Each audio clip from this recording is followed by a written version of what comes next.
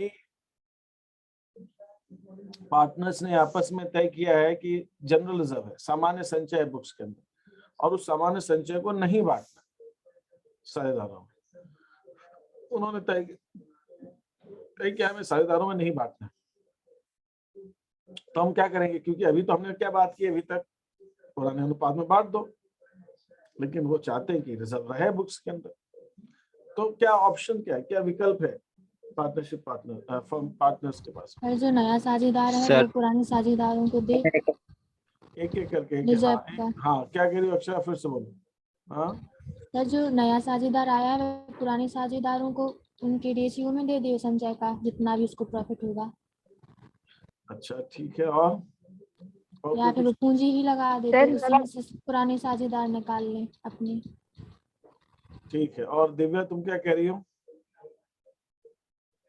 Sir अगर उसने reserve नहीं लाया तो उसकी कैपिटल से ले लेंगे। नहीं, रिजर्व लाए की बात ही नहीं हो रही है, रिजर्व लाना ले जाने की तो बात ही नहीं हो रही। रिजर्व पार्टनर्स बांटना ही नहीं चाहते, चाहते हैं कि रिजर्व, भाई उनको लगता है भाई रिजर्व क्यों बनाया था, रिजर्व इसलिए बनाया था कि अगर फर्म को हानि होगी तो उस हानि में से एडजस्ट कर लेंगे। रिजर्व किस लिए बनाया था कि अगर किसी कर्मचारी को क्षतिपूर्ति देनी होगी, कॉम्पनसेशन वर्कर को, तो इसमें से दे देंगे।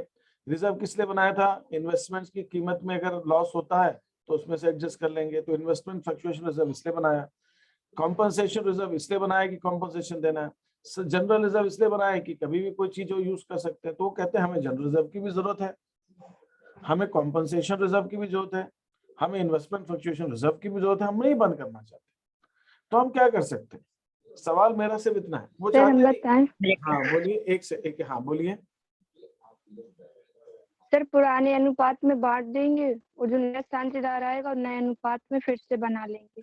एक तो विकल्प बिल्कुल सही है कि हमारे पास जो पुराना रिजर्व है वो पुराने अनुपात में बांट दो, दिखाना चाहते हो तो नए अनुपात में फिर से ओपन कर दो रिजर्व खाता, वो भी कर सकते हैं।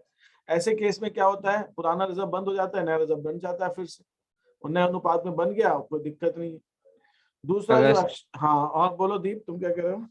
अगर सर मान लीजिए पार्टनर एक चला गया तो उसको बांटने के बाद जो बचेगा वो वापस ले ले। नहीं, बचने का सवाल ही नहीं है, बांटने के बाद बचा क्या, पूरा पूरा बांटना है भाई। ये सर जैसे कि जो मर गया उसके लीगल रिप्रेजेंटेटिव को देने के बाद जो आएगा, फिर मरने के बाद जो बचा है उसके बाद जो रेशियो बचेगा उसी रेशियो में तीनों पार्टनर से ले ले। उसको ऐसा नहीं, बचा हुआ नहीं कहना है, उसको बचा हुआ रेशियो नहीं कहते, उसको कहते हैं नए अनुपात, बचा हुआ अनुपात थोड़ी कहते हैं। यस सर, न्यू रेशियो में। न्यू रेशियो में बनाएंगे, पुराने रेशियो में बांट देंगे, इवन जिसकी मृत्यु हो गई उसको भी दे देंगे, और फिर नए अनुपात में जिसके अंदर जिसकी मृत्यु हुई है वो साझेदार नहीं होगा, बाकी के जो साझेदार हैं उनको नए अनुपात में फिर से हम रिजर्व खाता बना लेंगे, उसमें हम फिर से बना लेंगे। तो इसको हम बचा हुआ नहीं कहेंगे, हम ये कहेंगे कि पुराना रिजर्व तो पूरा बांट दिया, नया रिजर्व फिर से बना लिया। तो एक तो विकल्प हमारे पास ये है। दूसरा विकल्प अक्षरा कुछ कह रही थी, उसको हम क्या कहते हैं कि उसको कहते हैं gaining partner debit to sacrificing partner. अभिलाभी जो साझेदार हैं जिनको रेशियो बदलने से लाभ हो रहा है, वो साझेदार और जिसने त्याग किया है उन साझेदारों को कॉम्पनसेट कर रहे हैं। तो उसके लिए क्या करते हैं, जो अभिलाभी साझेदार हैं जिनका लाभ बढ़ रहा है, जिनका अनुपात बढ़ रहा है, वो जो त्याग करने वाले साझेदार हैं उनको कॉम्पनसेशन दे देते हैं बस। तो हम ऐसे भी कर सकते हैं, हमें रिजर्व को तो कुछ करना ही नहीं, हाथ ही नहीं लगाना, रिजर्व को एज इट इज रहने दो। जिसको फायदा हो रहा है और जिसको नुकसान हो रहा है, जो फायदे वाला नुकसान वाले को अलग से पैसा दे देगा, बोला भैया इसको एज इट इज रहने, इसको छेड़ेगा, रिजर्व एज इट इज पड़ा रहने दो। जो रिजर्व को हमने कुछ नहीं किया, ना रिजर्व को बंद किया ना फिर से खोला, रिजर्व वही का वही पड़ा हुआ। लेकिन लाभ वाला साझेदार जिसका अनुपात घट रहा है उसको कॉम्पनसेशन दे देगा व्यक्तिगत तौर पर कैश देकर, और उसके खाते में, उसमें हम क्या करते हैं, दो तरीके, उसके अकाउंट से निकाल के पैसा उसको दे देते हैं। तो जिसका फायदा हो रहा है अनुपात बदलने से, चाहे किसी साझेदार की मृत्यु से या प्रवेश से या रेशियो में चेंज होने से, वो साझेदार उसके कैपिटल से काट कर जिसका अनुपात घट रहा है उसको दे दिया जाता है। तो ये डायरेक्टली ऐसे हो जाता है। इसके अंदर हम जो है वो नहीं करते, क्या कहते हैं, और कुछ हमें पुराना रिजर्व को बांटने की या नया बनाने की कोई जरूरत नहीं है, हम आपस में उनको एडजस्टमेंट करके कर देते हैं। ऐसा भी हम कर सकते हैं। तो अगली जो शीट आपके पास आ रही है 21 की, उसके अंदर यही जो मैंने 2-3 पॉइंट्स आज आपको रेस किए हैं, यही सारी चीजें उसके अंदर आपको बताई गई। ठीक है, यही चीजें उसके अंदर बताई गई हैं। इन्हीं चीजों को आपको उसके अंदर उस शीट के अंदर करना रहेगा। आज मैं शाम तक या कैसे भी करके वो भेजूंगा आपको, और वो रेशियो वो शीट आपको खत्म करनी है, और उसको खत्म करके उसी के ऊपर फिर हम इस बार जो सैटरडे का टेस्ट लेंगे। और उसके बाद मुझे 2 चीजें और भेजनी, ख्याति और रिवैल्यूएशन खाता अकाउंट के ऊपर। आज शाम तक आ जाएगी ना सर? आज शाम तक आ जाए, वो बन गई है, थोड़ा बहुत उसमें काम बचा हुआ है जिसमें ट्रांसलेशन का चल रहा है, बन जाएगी आज शाम तक मैक्स। वो तो आज सुबह मुझे दे देना था, लेकिन अभी थोड़ा सा काम उसके अंदर रह गया। ठीक है, और किसी को कोई चीज पूछनी हो तो पूछिए मेरे से। क्या क्या फिर से बोलो शिल्पी। सर कई प्रकार से हो जाते हैं ऐसे सवाल, तो सभी होंगे ना सीट में? हाँ, मैंने तो कोशिश यही की कि सभी तरह के सवाल दे सकूं उस सीट के अंदर, कोशिश तो मैंने यही की।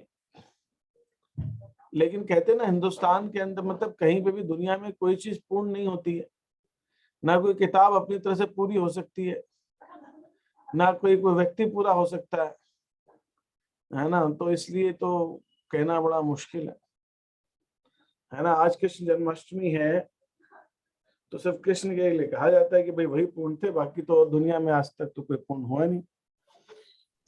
तो मेरी कोशिश तो यही है कि शीट में सभी तरह के क्वेश्चंस कर लिए जाएं, और अगर कुछ थोड़े रह भी जाएंगे वैरायटी, वो हम आगे रिवीजन में कहीं भी करा लेंगे, उसमें क्या दिक्कत है।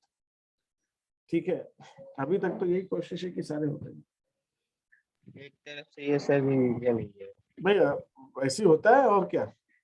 आप कोई किताब से भी कर लेते हैं, उसमें भी लगता है यार कुछ चीजें भी रह गई है, तो वो तो ऐसी है, चीजें थोड़ा बहुत रहती है, वो चीजें धीरे धीरे हो जाती है। अभी तो आज कल थोड़ी देना है आपको एग्जाम, आपको देना है अभी, उसके आगे तो बहुत कुछ काम बचा है अभी करने के लिए।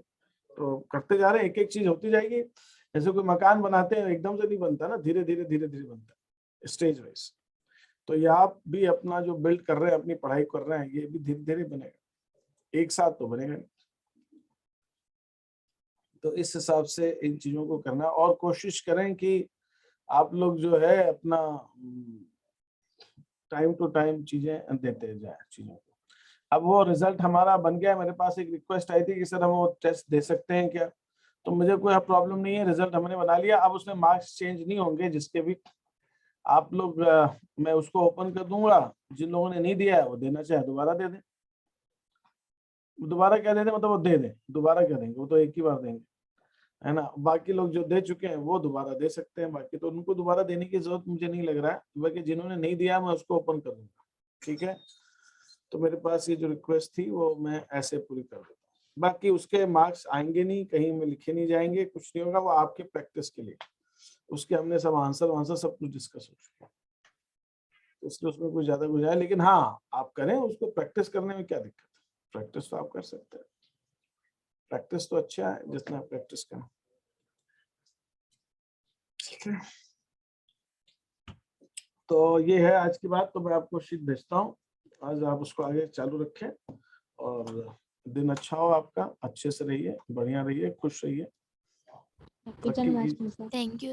Happy Janmashtami sir. Same to you all, और आप लोग सब खुश हैं, बढ़िया रहें, आपकी सब ईश्वर इच्छाएं पूरी करें, भगवान खुदा अल्लाह जो भी हैं आपका भला करें अच्छे से। वेलकम। Thank you sir. ठीक है, थैंक यू सर। सभी को बहुत बहुत शुभकामनाएं और खुश रहें। ठीक है, थैंक यू।